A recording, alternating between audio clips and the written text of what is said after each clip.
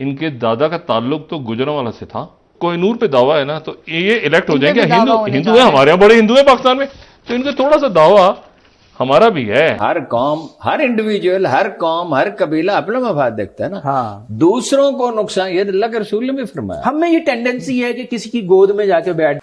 मेरे ख्याल से अच्छा चांस होगा यूके की इकोनॉमी को ग्रोथ करने के लिए, क्योंकि अगर वो एक ऐसी कंट्री से आ रहा है जिसने यूके को ऑलरेडी पीछे छोड़ दिया है, तो डेफिनेटली उनके पास वो नॉलेज और वो सारे टैक्टिक्स तो होंगे ना उसकी यूके की इकोनॉमी को ग्रो करवाने के लिए।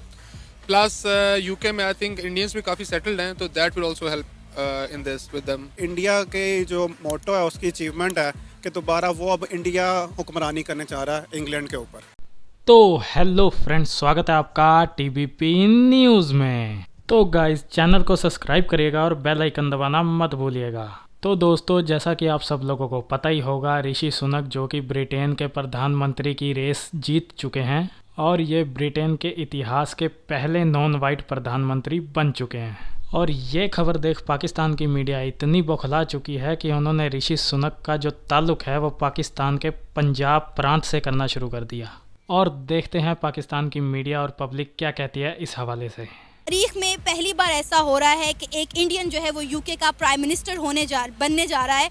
मतलब वो कौम जिसने इंडिया के ऊपर इतने साल हुकूमत की, अब इंडिया उसके ऊपर हुकूमत करने जा रहा है। क्या कहेंगे? बस ये मकाफाते अमल है, उन्होंने उस पर जोर दिया। अब तो हिस्ट्री रिपीट होती है, अब उनका टाइम आया और ये अच्छा है। अब उन लोगों को ही पता चले कि किस तरह किया था, ये अब टाइम है उनका बदला लेने का। ऋषि सुनक 42 साल ऋषि सुनक जो हैं, ये उनके चांसलर रहे, यानी वजीर खजाना रहे 2015 से, और 2015 से एमपी हैं। और जब ये कोविड आया तो ये इन्होंने बड़ा एक अच्छा रोल प्ले किया एज ए चांसलर। मईशत प्रॉब्लम तो एक बड़े, अब इनके ऊपर भी थोड़ा सा तनाज़े खड़ा होने वाला है। अच्छा, पाकिस्तान और इंडिया का।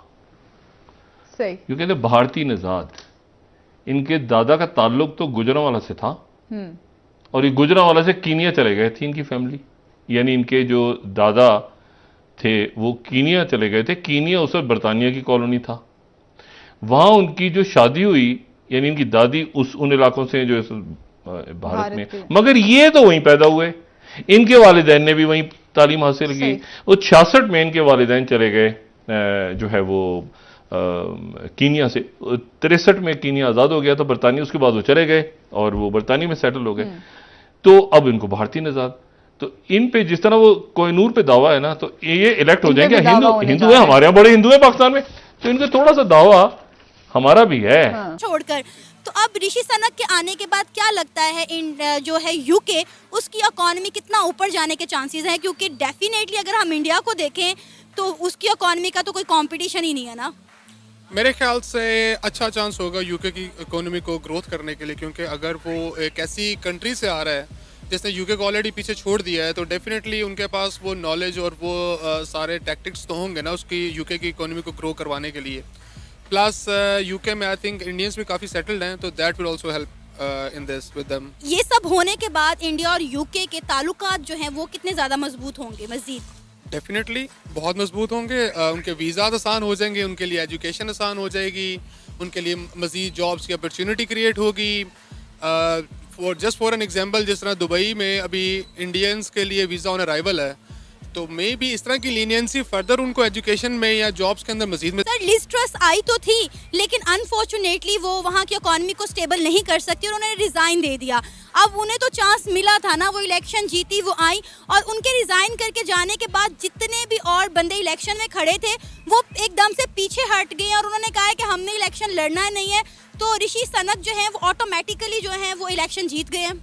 यही तो देखें उनका लूज पॉइंट है। इतनी बड़ी नेशन है, पूरी दुनिया पे उसकी हुक्मरानी है और कहाँ कहाँ पे उनका असर और रसूख और अप्रोच नहीं है, लेकिन अपने मुल्क की हुक्मरानी के लिए उनके पास बंदा ही कोई नहीं था अपनी साथ, अपने मुल्क के लिए, अपनी नेशन में से, और वो सब पीछे हट गए, लूज कर गए, बैक स्टक पे चले गए। और इंडियन निजात को, ड्यूल नेशनल को मौका मिला कि वो आगे आए, तो ये उनके लूज करने से, बैक फुट पे जाने की वजह से हुआ है। सर, सिर्फ यहाँ तक की बात नहीं है, आप जितनी भी बड़ी बड़ी कंपनीज हैं उनके सीईओज देख लें, वो सारे के सारे इंडियंस हैं, ठीक है। और अब एक जो इंडियन ओरिजिन से ताल्लुक़ रखने वाले ऋषि सुनक हैं वो अब बरतानिया पर राज करने जा रहे हैं। मेरा ख्याल है कि बहुत बड़ी अचीवमेंट है। इसमें कोई डाउट नहीं। मैं ये कहूँगा कि हमारे ओवरऑल अरब ममालिक से लेकर और पाकिस्तान तक सब इस चीज़ में पीछे हैं, करप्शन में पड़े हुए हैं या अयाशी में पड़े हुए हैं। इंडिया की जितनी बड़ी माइक्रोसॉफ्ट कंपनी बनती जा रही है कि वो बनता जा रहा है, और ऑडी वहाँ चलेगी, BMW वहाँ चला गया, बड़े मल्टीनेशनल पे वो इस वक्त जो है ना वो एक रन कर रहा है, एक अरूज हासिल है, और हम इस चीज़ में मार खा रहे हैं।